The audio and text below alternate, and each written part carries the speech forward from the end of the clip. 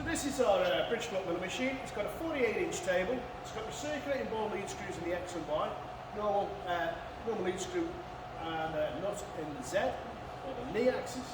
It's a variable speed head, 2-axis DRO that can be upgraded to the latest LCD screen. So let's run through this machine and just show you it all running.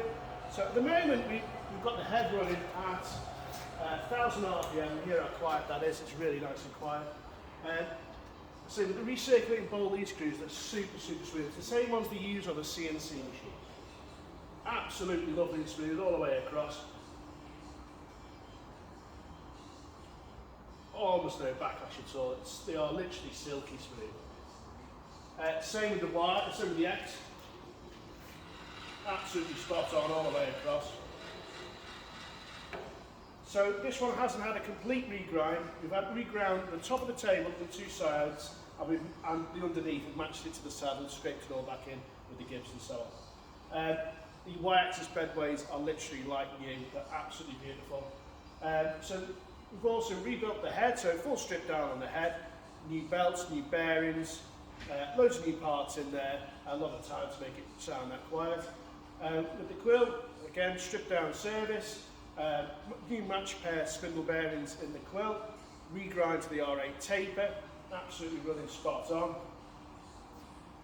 So let's put power feed on the X.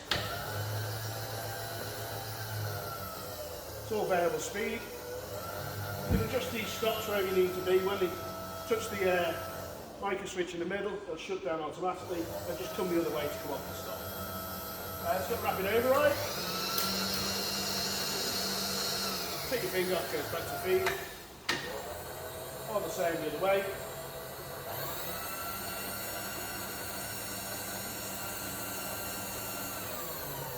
Runs great. And of course we've taken the knee off and full strip down service there. Replace the knee bear. It's a very large bear at the top of the knee, we always replace that. And that's running super smooth.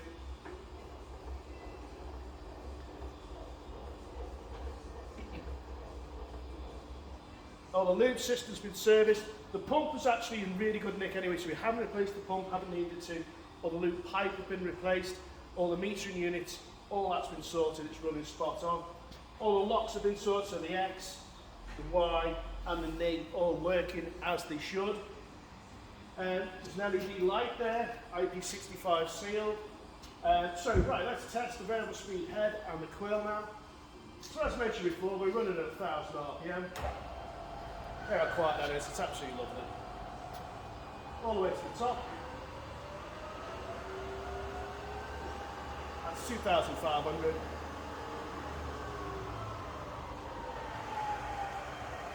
$900. Back down to 500. Absolutely spot on. In reverse now.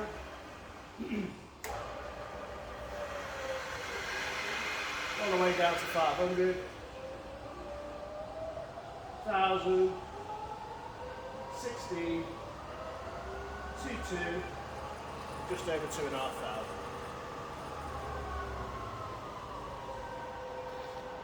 Turn it off.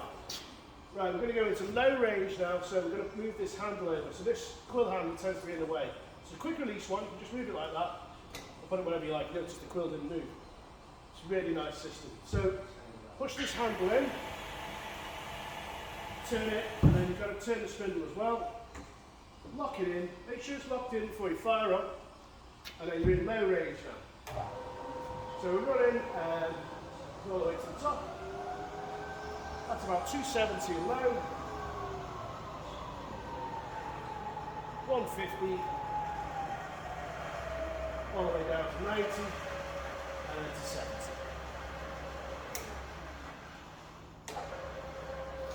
And reverse now, 120, 170, 240, and 300. All spot on. Okay, so back to high range now again. You push this handle in. Before we go to high, we're going to go to neutral. There's another little knob in there, and that gets you into neutral position. So now you can freewheel the spindle. So that's if you're clocking up any PCBs, that's really handy.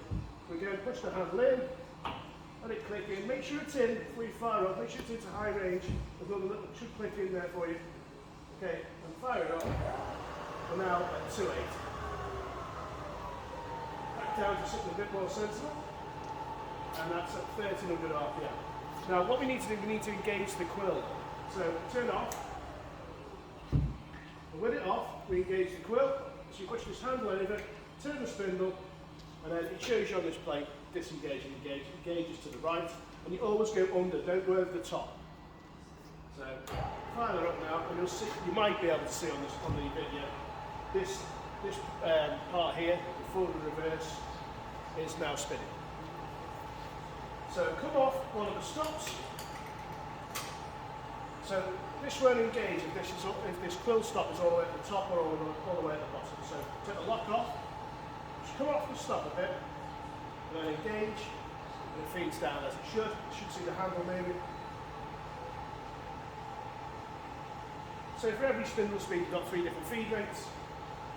That was the highest, that's the slowest, and down the bottom is the medium. They're all working absolutely spot on. Okay, all good.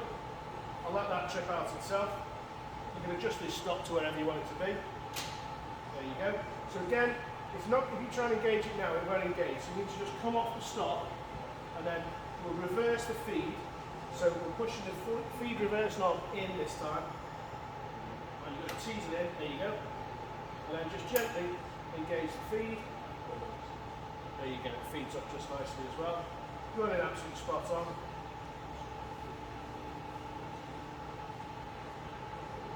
There we go. Disengage that. Turn the head off. We'll put the quill all the way to the top, as though we're going to do some milling. And we'll put the quill lock on.